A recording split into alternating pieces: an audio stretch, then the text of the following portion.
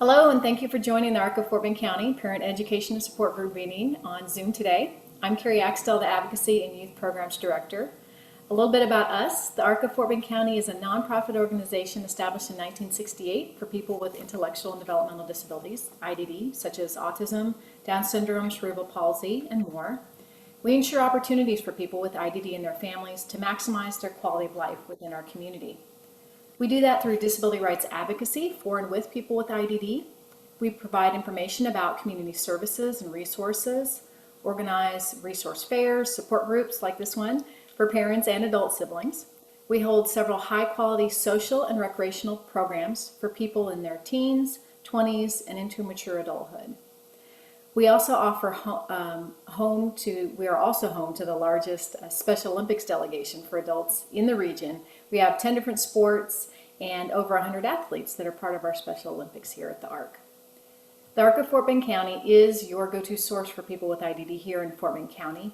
To learn more about our services, please go to our website at arcoffortbend.org and like our Facebook page, which is very active. We keep it very up to date and what's going on in the community. You can also reach out to me. I will put my contact information there in the chat box here momentarily. But let's go over what to expect today. When you logged on, your microphone was probably on mute just to help cut down on background noise and to help us hear our excellent presenter today, Robin Reddy. If you'd like to ask a question during the presentation, Robin says just go ahead and ask away. She's very open to your questions and it makes a great dialogue. So you'll just unmute yourself and ask your question. If you're more comfortable typing your question, you can certainly use the chat box and I'll review those questions with her at the end of her presentation. And we do learn a lot for your questions, so go ahead, if you have them, please don't be shy and ask them, because that's another great way that we learn is through each other. The Parent Education and Support Group meets every Thursday, at least one Thursday each month, but when we do meet, it's on a Thursday at 11 a.m. And then after our presentation, we will, again, just kind of stick around and maybe talk with each other as parents because we learn a lot from each other.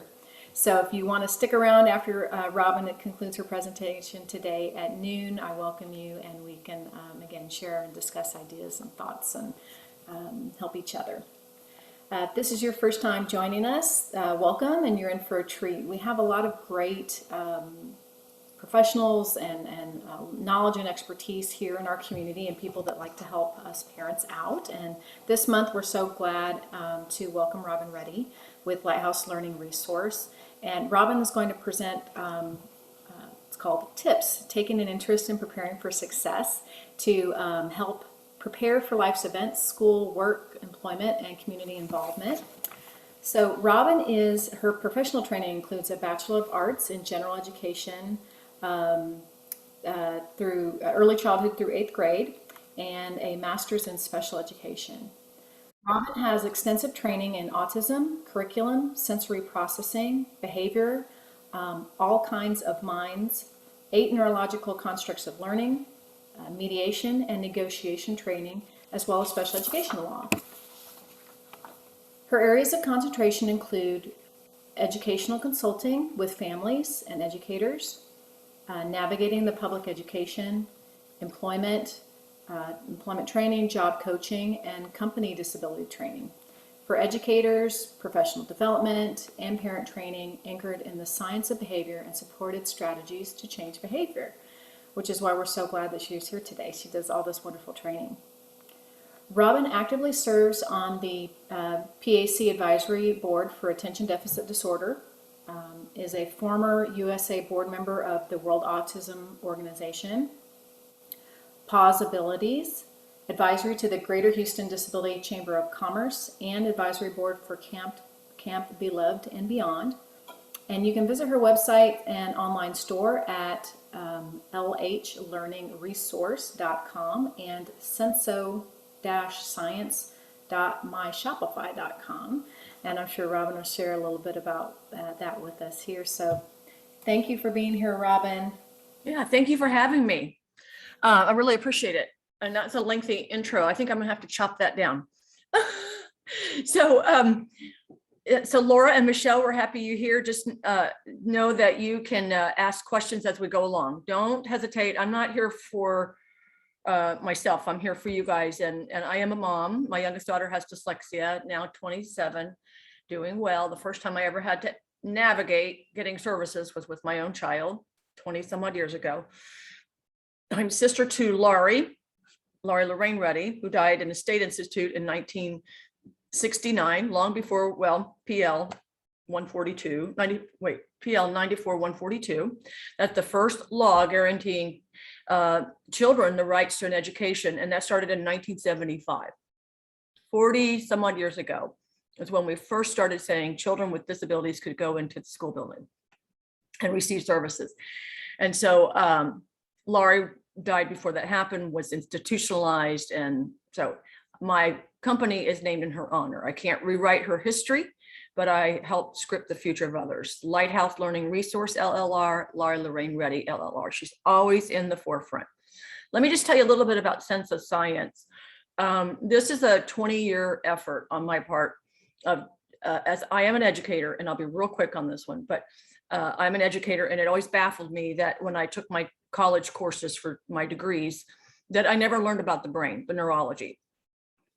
And I just couldn't figure that out. Why am I teaching the brain, but I don't learn about the brain? I learned how to present a program and development. Okay, I did learn Piaget's theories and so forth and so on, but there's so much more to learning.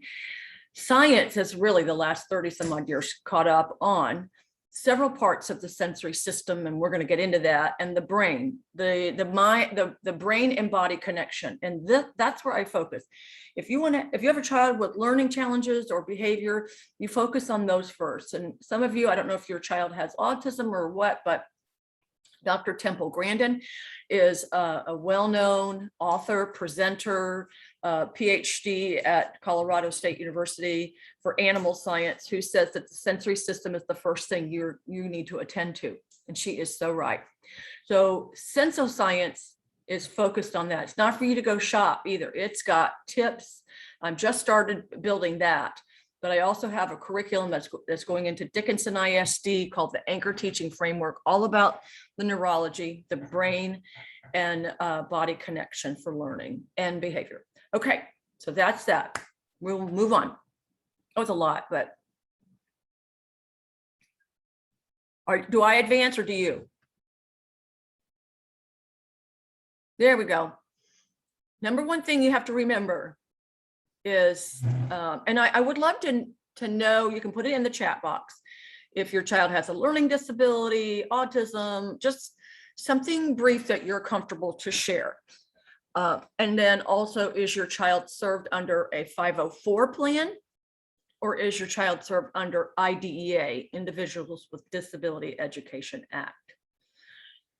Regardless, the overarching goal of IDEA is that we prepare children, and this is for every child in that school building, for further education, employment, and independent living.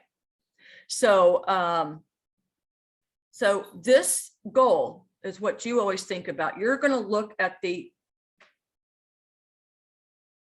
at providing services to reach an end goal that meets your child's needs. Okay. So I did see that someone said her daughter has a son.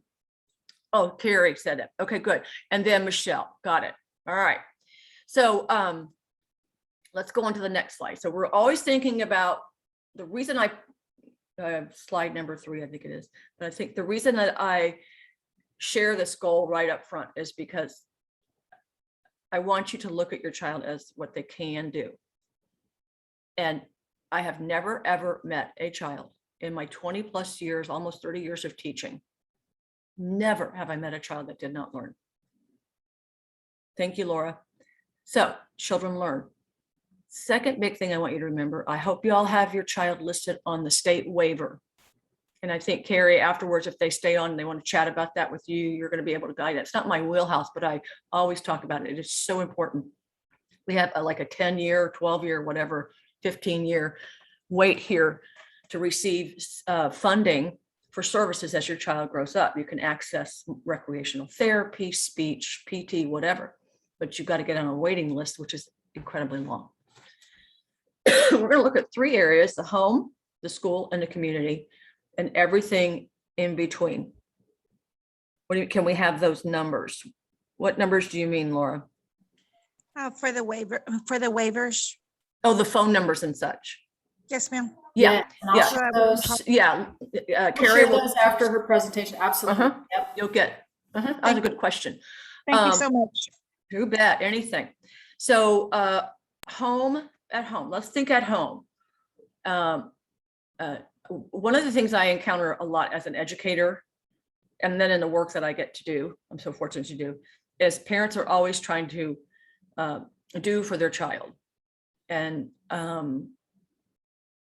that's not supportive, because brain research shows that children who have to problem solve and get themselves out of a mistake that they've made, or children who have to be actively engaged in planning their day or managing their own behavior, all of those things, if it's done with support, it does improve brain capacity. So you've got to back off if you aren't already, because I meet many people who do this. So, and it is hard to do, because you're going to have to watch your kid make a mistake.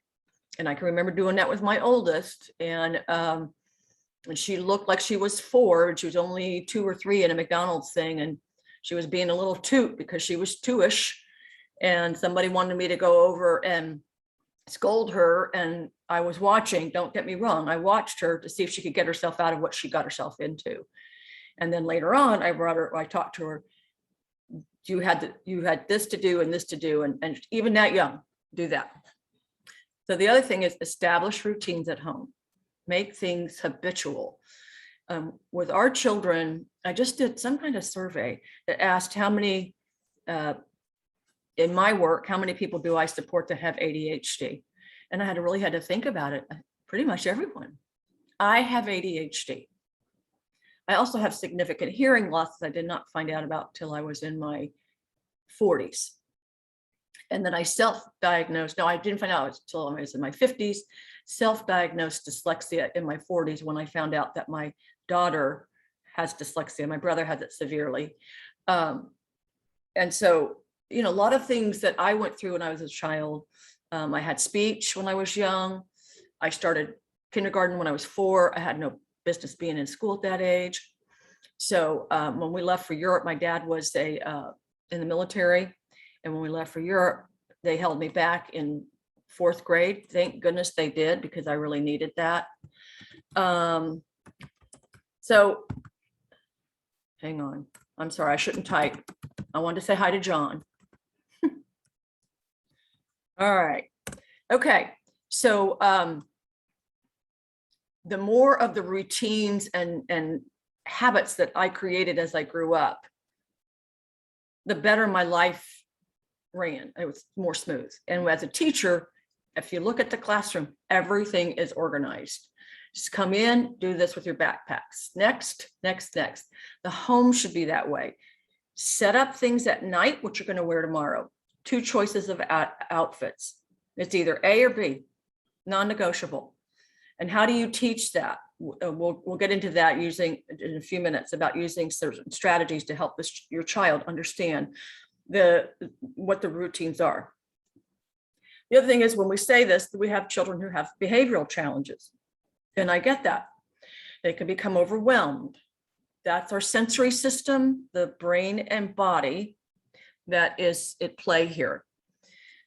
So what happens is, we have the central nervous system is the largest system in the body. We have the peripheral nerves that are looking at our environment constantly. You're hearing me, you're using all kinds of sight, all your sensories are alert right now.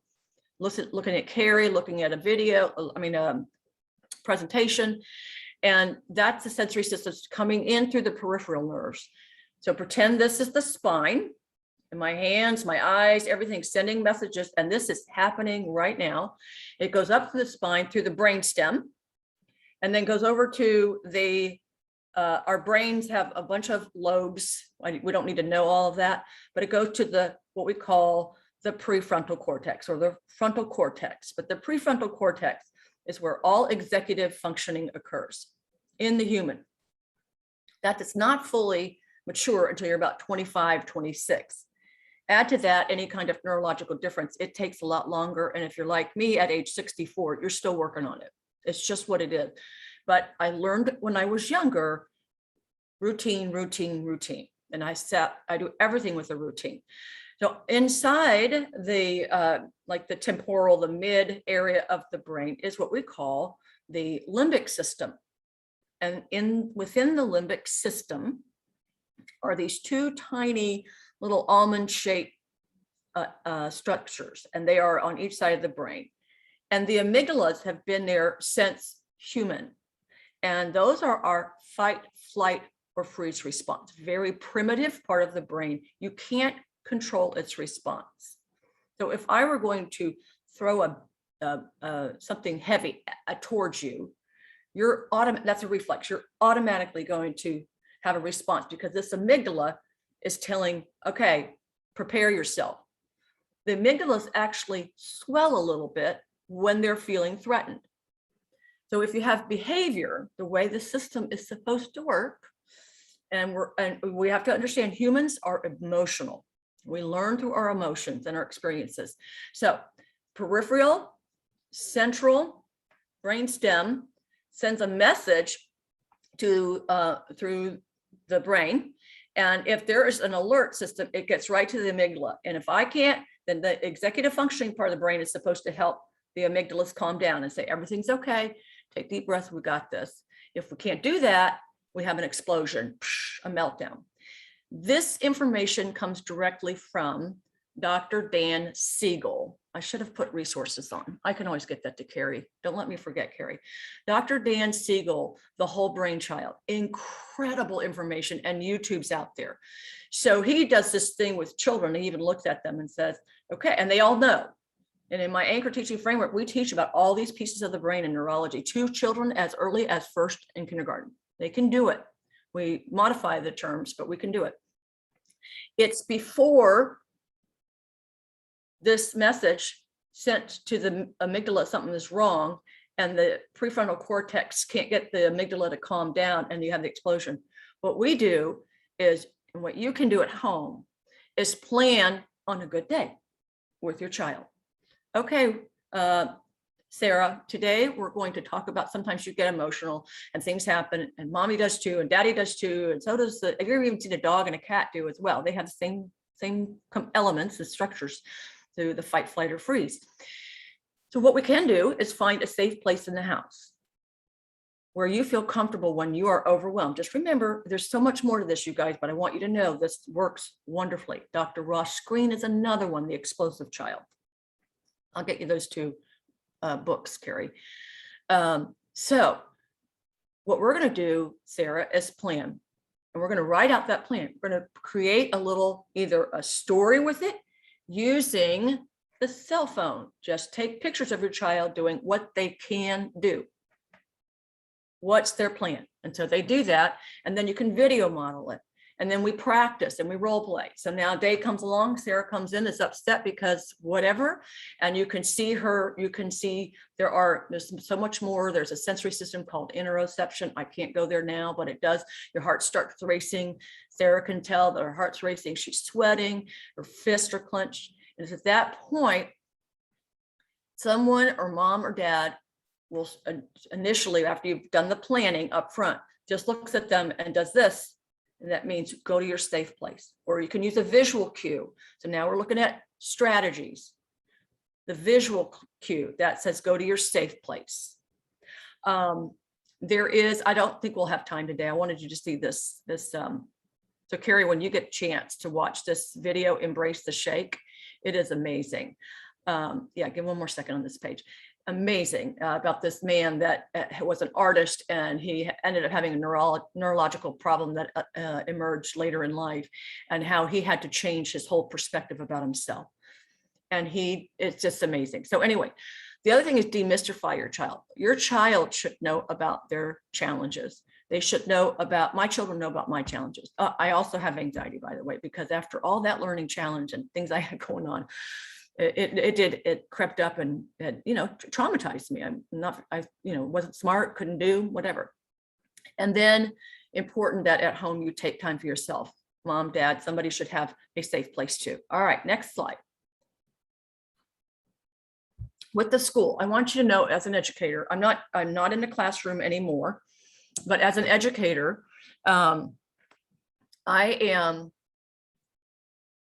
we get overwhelmed at the beginning of the school year and the end of the year, also mid-year, because we have to do benchmark data, but we have a lot that's put on our plate. Now, I'm not going to excuse people ignoring a child. That's not what I'm talking about. But I think if you understand some of what the teacher has to do, beginning of the year, there's a lot of in-services we don't get to get in our classroom. We have to do it on our own time. Sometimes the building's not open. So kids are coming in, we're like scrambling and we're panicked, and we've got IEPs to read. General ed teachers have that, 504 plans, all of that. So you as parent and the child, now everything I say is the combination of you with your child. Even if your child is intellectually disabled, that child will learn about themselves. It's beautiful when you see it. So one way to build trust and relationships with your educator and your child is to create a one-page profile. You just Google one-page profile of disability and you'll see samples. Keep in mind, less is more on a one-page profile. One-page profile is where the child and you sit down and you work on demystifying what's going on. You know, if you want more information, I do training on the brain thing. So you demystify with the child what that looks like, who they are. They're wonderful no matter what. I will use always use Baskin-Robbins, 31 flavors. You're one of the 31 flavors. Life would be boring. It was only vanilla, but you make life wonderful. You're perfectly designed. You're here for a reason, all of that. One-page profile, then you talk to your child. Okay, you have ADHD and you have autism with it, okay? In school, they're gonna say that autism is your first challenge and ADHD is your second challenge, or your primary, secondary. So your child will start to write this down using the computer.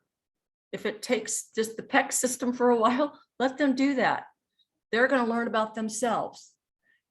And this begins to teach self-advocacy. So critical in life as an adult. Remember, our overarching goal is reaching adulthood prepared. So one-page profile, the child picks a picture or photo they like of themselves, something that represents that child. If it's not what you like, as long as it's not really far out, you should just go with what the child says. We want the child to feel confident about what they do. Want your child. That one-page profile will have my strengths, my challenges, and my strategies to help me. Doesn't have to have a lot. Have your child help email that to the teacher. If it's elementary, it's going to go to 1 or 2 teachers.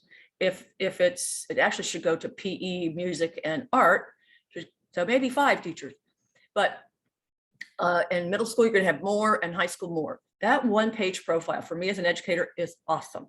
I'm going to be reading IEPs. I'm going to get overwhelmed and clouded brain. When I see that visual picture of this beautiful child and I could read bullets, point, boom, boom, boom. Wow, I know what Sarah needs. And then I can talk to Sarah and I have a copy of it. Sarah, this is so cool. You are so cool. You're one of the 31 flavors. So glad you're here in my classroom. Share what works at home. Share with works at home. Wow, little typo there. Share what works at home with your child's teacher. Okay. Also, when you make mistakes, embrace them. So let your child's teacher know and put it on the one-page profile. Notes from mom, but this really profile should be done mostly by the child. You're the facilitator.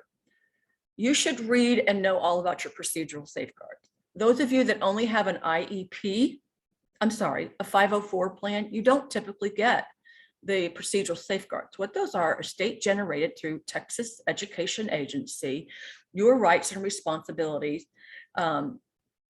in ensuring that your child receives what we call FAPE. Free appropriate public education. Even if you have a child on a 504, you should be reading that procedural safeguard. That procedural safeguard, it's not much. You can download it from TEA. You can get it for free at school, whatever you want to do, but it should be tabbed, highlighted, and it should be like your school guide reference, because these are the things that make you more knowledgeable to work with that team to build the relationships and build trust. I'm a parent, we're parents that really know our stuff. We appreciate you. You have Sarah's profile. We've told you what works. I've read the procedural safeguards. Here's what we're going to do. Now, the other thing is I suggest parents do, and this is hard. I know you're busy. I know you are. Been there.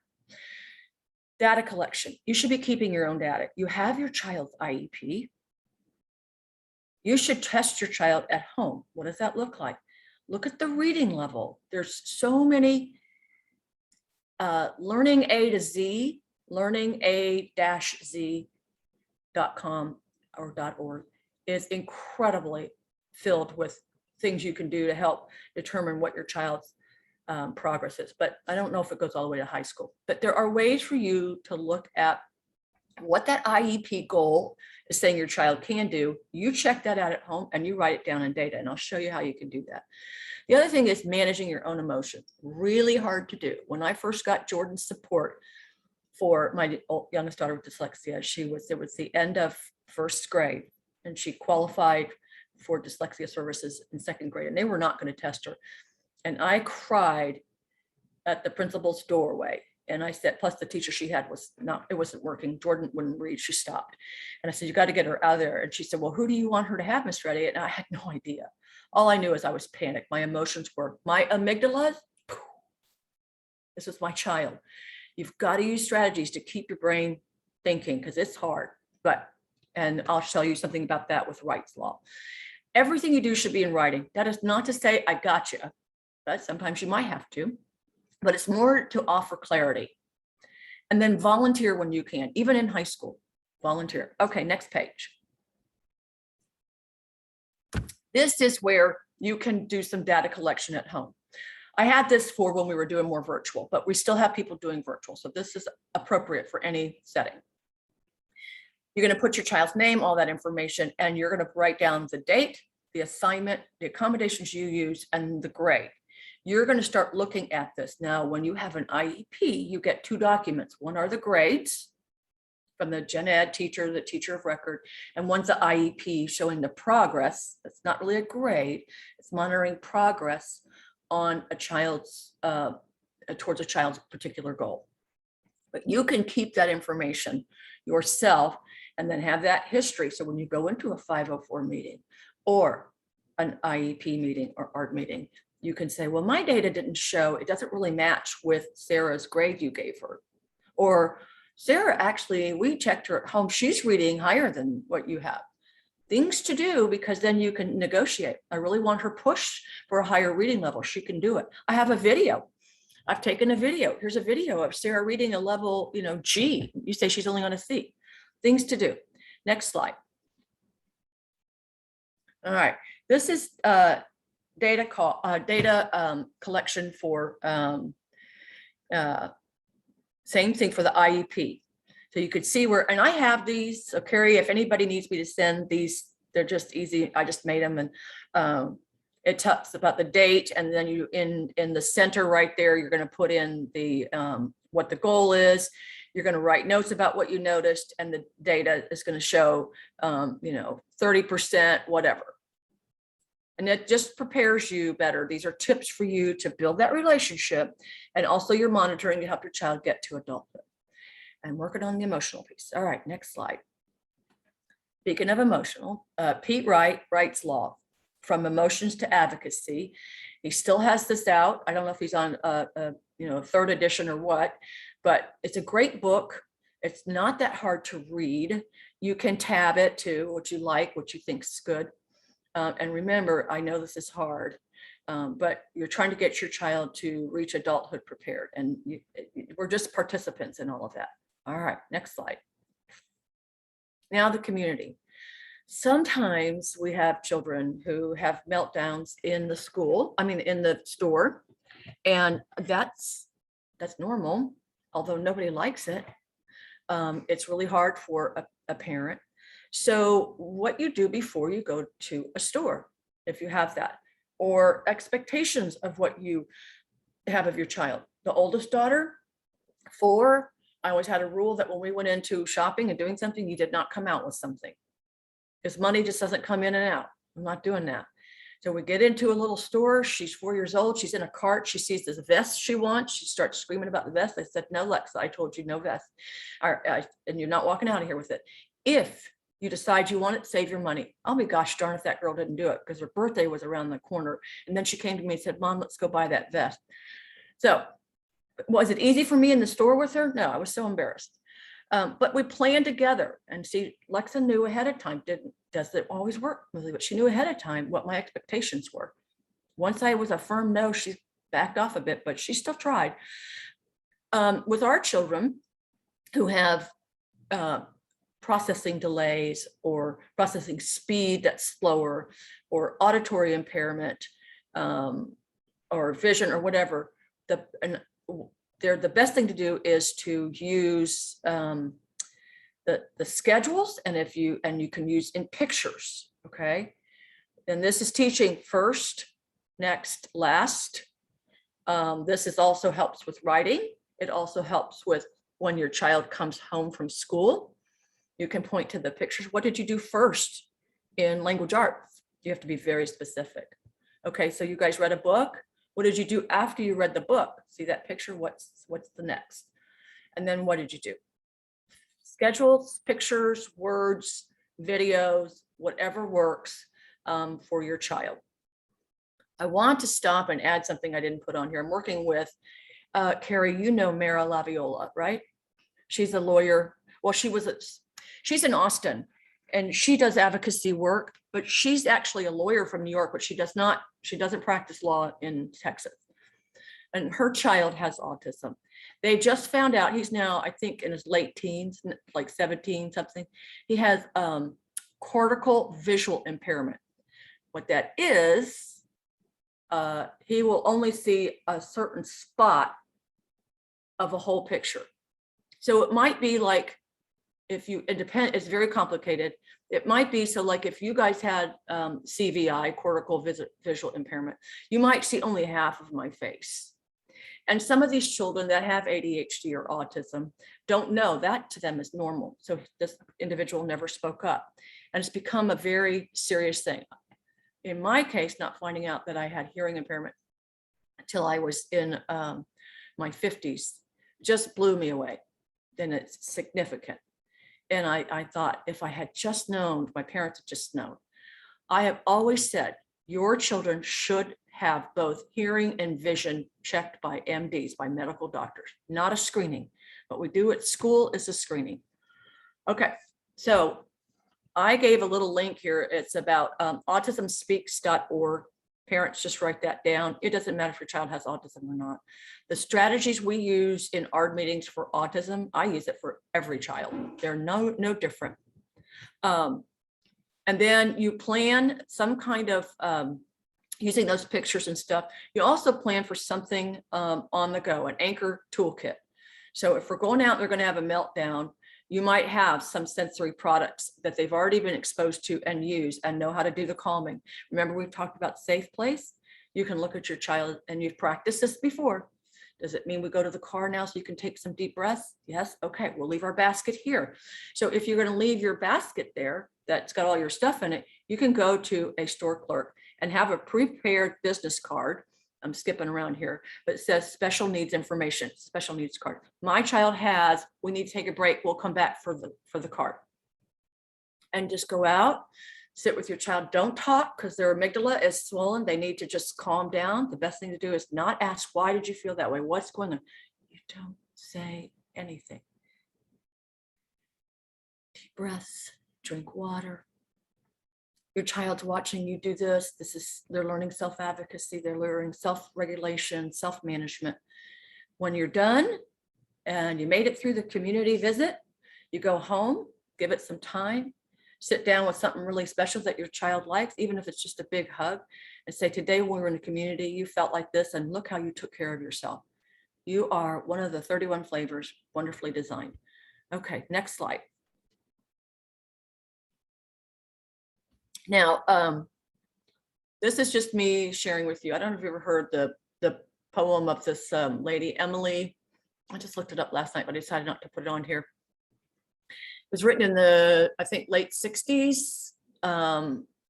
and it's about her child that she's planning a trip. She uses an analogy, planning a trip to go to Italy, studies the language, looks at the architecture, plans out what she's going to do, and gets on the plane, very excited, gets off the plane, and it says, "Welcome to Holland." She's like, I didn't plan to come to Holland.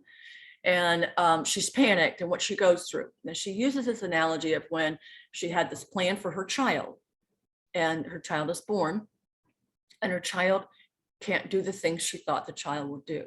But she ends the poem with, "I learned to love Rembrandt and tulips and everything in Holland."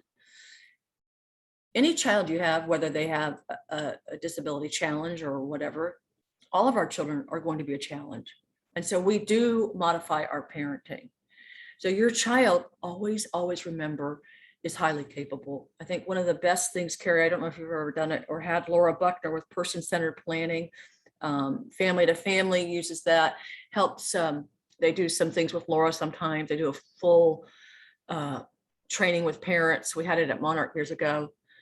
Just amazing. I've had some parents that are wonderfully involved with their children walk away from that training that says, "I see my child now as what my child can do."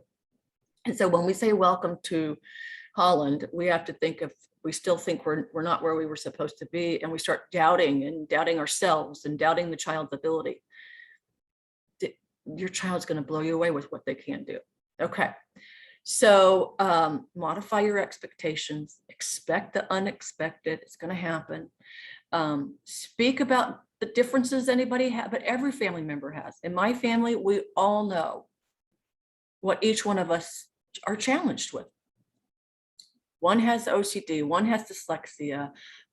Both the girls have anxiety. The husband walks in, he's an engineer brain, only thinks in pictures.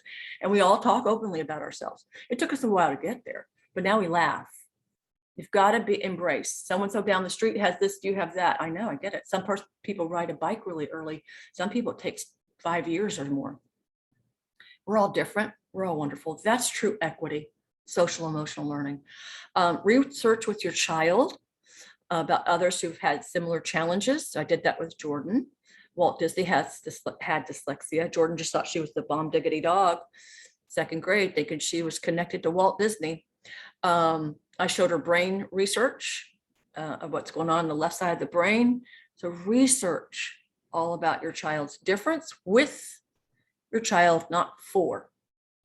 Your child should know all about their IEP and 504. So when you're at home taking data and you're looking over the IEP and the 504 plan and you're recording things, talk and do it with your child. Constantly bring your child into the fold, because this is what's going to make them stronger. They're not going, and I was just thinking about this morning. I can remember when I was little and I had to go to speech. I remember skipping down the hallway having a grand time. I didn't think there's anything to hide. I still don't. So you've got to get that out there. What are your goals? What are your child's goals? Have you and your child sat down each year, every so many weeks, and say, what are your goals? I had to do that for the oldest. She was an athlete. And I had to say, this is a lot of money. What's the goal here? So anyway, make a list and then update the list as your child matures. You can do it for yourself. You can do it with your child. Best to do it with your child. I said, and then also we're create schedules with your child. You don't say, here's your schedule today. It's, Sarah, what's the first thing you need to do today? Okay, and we're going to do this every day, right? And on Wednesday, we have piano at 5, right? I need you to put this in the schedule. I'll help you. Mom will help you. Just sit down here. Let's get that schedule going. This is what you're going to do every week. Got it? Any questions? Always with the kid. Rules. Talk about some rules with your child. So when we say about the explosive child and they have the full-on meltdown, and what I do in the classroom, and it works beautifully. I'm not exaggerating. It blew me away. I just read the research and followed. I didn't invent this. Did the pre-planning with the students, with my own child. I'll help you. We'll get it. We take pictures. We practice. And then it was when we created the rules and the list with the child knew more what to do. All I had to do was just look and say, and then It's amazing how it works. I promise, if you have questions, let me know. If you want to consult, whatever. Anyway, and then one of the things I think is really great is every time your child says or does something that's really nice, just nice, not a good job, just nice, just being a good human. I do a thing called coins in a jar, and it's a nickel or a quarter. Not a lot of money. I'm not a big person to spend on kids. It just sends them the wrong message. But each time I might see my kid do something, and I do this on my own now. They're older. Of course, it's not a nickel anymore. But anyway, I will put the coin in the jar. And then at the end of the week, you can say, count up how much you have. Now we're doing math. We're teaching the self-control to wait and not spend. And then you can ask, do you want to buy something this weekend? We can go to the dollar store. We're going to the dollar store. Best place to go. Or do you want to save it and shop for something bigger? Now you're learning about math. Now you're learning about goal setting and planning ahead. So I hope that makes sense. All right. And then one thing that's really good is when you're talking to your child, they come home from the day and you've got the schedule, and you can say, what did you do first, next, last? Also say, you want to tell me something really cool that you did today that you really like? I'd love to hear something you did that you like. Okay, next one. Make sure I'm staying on time. Gotta quickly get done.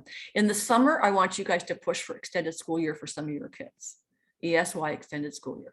Maintain that schedule again.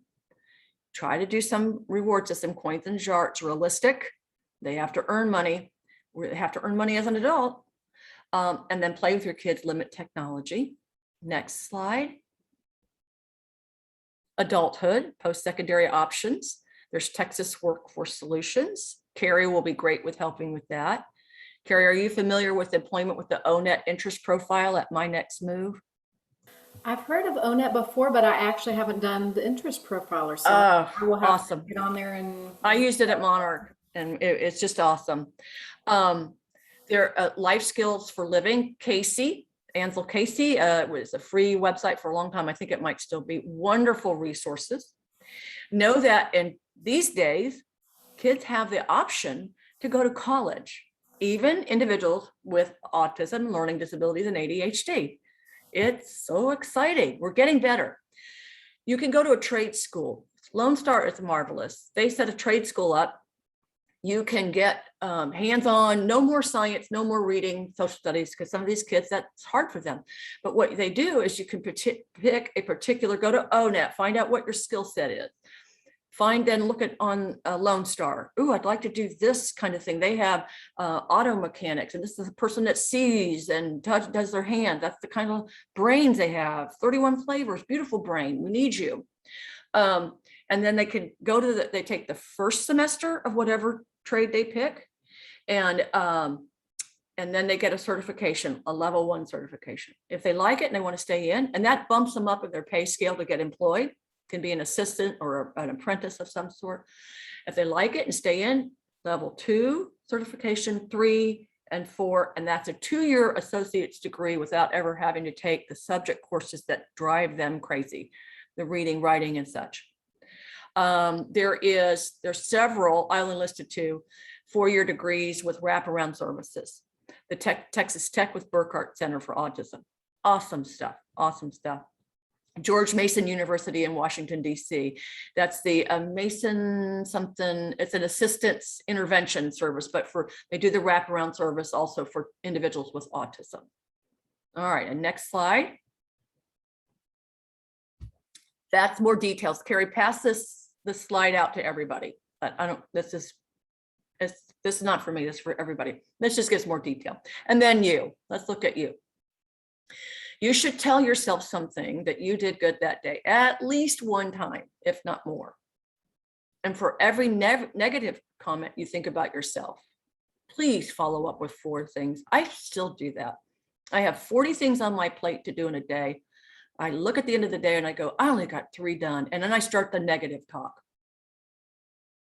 And so then I literally made my brain shift. I have to manage the spring. And I shift and said, but look what you did do. Do that with your child, do that with yourself. Parenting is hard. Parenting a child that has extra needs is harder. but you're not alone. There's a lot of support out here. Take time for yourself. I didn't do that as much as I should have, and I really recommend that. Find a time where you just go away by yourself, even if it's just taking a bubble bath, or going down the street and talking to a neighbor. You must take care of yourself. You know, the airplane ride, you oxygenate yourself first before the child. So push yourself also, as you are for your child, to do research-based strategies that work. 3 deep breaths. Really change the brain chemistry. Walk away for a moment. Now, my oldest daughter is a teacher in HIC, and she used to say to me, "Why do you always breathe like that when you're around me? And you walk away in the middle of me saying something." And now she says, "Mom, I'm in class with all my kindergartens. I do a lot of breathing, and sometimes I have to just turn away and walk away." So it's healthy. And I'm married, and my husband takes deep breaths around me and walks away. It is okay. There's nothing wrong with that. There's nothing. Do you know that just drinking water changes your brain? Because the mechanics of your brain having to do the motor motion shifts the thinking to the action. Really good to help with calming that brain. You too have these explosions. This amygdala is real stuff. Read about the amygdala. Go to a quiet place. Find your safe place. It's your place. It's really not for anybody else. Epsom salt has magnesium. Basically, that's what it is. Most people are low in magnesium. It's really good to take an Epsom salt bath. If you can't do that, what I do is I have a white tub. It's small. I put Epsom salt in it, fill it up with warm water. And when I'm working on the computer, my feet are on the warm water with the Epsom salt. Very absorbent. Your feet are very absorbent and very helpful to keeping yourself healthy. Keep faith, whatever your faith is, keep your faith. And I know I get emotional, but love yourself. I love you. Seriously, this is it's a hard life, but you're not alone. Carrie and I were talking about that earlier, about how some people think there aren't services, but we're out here. There's so many people that want to work for you and with you. So keep pushing. You're going to do it. All right, next slide. I don't know if that's it. Okay, this just again tells what I do. If you look at sensoscience, there's a ton of information. I'd love feedback on it. I'm still building some of the navigation system. I'll be adding more information, but I don't want to put too much, because then it's like, I can't read all this. But if it tells you, like, if there's a particular sensory item, these are tools, and people call them toys, and that just cringes me. If I'm using these tools to help a child regulate, the child will know why we're doing it, what that tool can do. I have a Kit and Caboodle Let Your Kid Doodle writing kit for kids that have dysgraphia. There's a spiky roller that helps wake up the brain and hand connection. There are so many things that are purposeful. And in the protocol for Kit and Caboodle, we teach the child what's going on. And it's a pre-writing program. We teach what's going on with their brain. It's not your fault you can't write. It's not. Your brain's playing tricks on you. It's not your fault you have dyslexia, but you own it. You can't get mad. You can't throw. Go to your safe place. Take deep breaths. Just learn to love and embrace yourself, because you are one of the 31 flavors. You are supposed to be here, and mom and dad and everyone love you. Next slide. Oh, that's my info. I did it. That was wonderful. Yes, so much information. That's the hard part, right? Is packing in everything because there's so much to say, but it's all so valuable, and it's all needed. You know, and I thought about that. David Beinecke, a staunch advocate for a long time, he was my mentor in 2007. A funny guy. One time I had a brick and mortar, Lighthouse was a store, and he presented stuff. And I remember after he talked, I was like, oh my gosh, I'm never going to remember any of that. But what happens is, you guys get the hard copy if you want. You need it from me, email me, I'll send it to you. I don't care. You can take away from that those slides, one section that helps you. The overall pieces that I hope you take away is, number one, your child has a right to reach adulthood prepared. It's guaranteed by law. Number two, demystify your child. Help them understand who they are and embrace them. And number three, you are doing a marvelous job as a parent, caregiver, whatever. You're doing the best you can. Don't try hard not to criticize yourself. Those are the three things. The rest of the pieces will come in later as you start calming your brain, knowing that you are good. You're one of the 31 flavors. And then you take one little piece at a time. Do that every day, even with your kid. You cannot solve everything every day for your child. Let your child solve it themselves. Yeah. That's one of the hardest things, right? Is just feeling as a parent, we're always so critical of ourselves and, wishing we had hindsight. And I mean, there's so many ways, like you said, where you beat yourself up and it's like, okay, you can't do that. We've got to, all the things that happen, look at all the wonderful things that are happening too. Yeah, it's hard. I mean, it is really hard. And I the not knowing what I was challenged with too, wasn't good. And the more I found out about myself, the more I could stop beating myself up and wondering, why am I stupid? Well, that's unhealthy talk. Right. So I was interested, and you mentioned, so some of the two of the books that you mentioned, The Whole Brain Child, and that was you said Dr. Dan Siegel. Dan Siegel. Dan Siegel, Seigle, Dr. Dan Siegel. It's amazing stuff. There are YouTube videos out there of it. You can even Google Dr. Dan Siegel, the hand brain. It'll pop up. I've watched it many times. The other is The Explosive Dr. Child. Ross Green, Greene. He does the Explosive Child, but Dr. Green has a full foundation. In fact, about 3 years ago, Pam Esser and I with ADA, Attention Deficit, we did a presentation. We bought the rights to one of his things called the Kids We Lose, the kids with extreme behaviors. Yeah. Those are my favorite children. We can help them with this stuff and teaching about the brain. And so Dr. Ross Green has some great information too. Incredible people. What I did was took it so that we could, as you see, too much, but I get it. But that we realized as parents and educators and professionals, there are ways we can make this easier for ourselves and the child. There really are. And the more we do it and learn about it, the better off. Dr. Siegel and Dr. Green are clinicians, and we know in education, they're not going to do a clinical approach. So I said, okay, we'll make it educational. Yeah. So that's what we do. Well, it's wonderful, just the content and all the thoughts and strategies that you've shared here. Are there any, if there's any questions, I'm just looking at the chat. I didn't see any questions right now, but anybody, we've got a real small group. So if anybody wants to pipe up, ask a question. Yeah, and if not, they can brain. email me. You're more than welcome to send out this,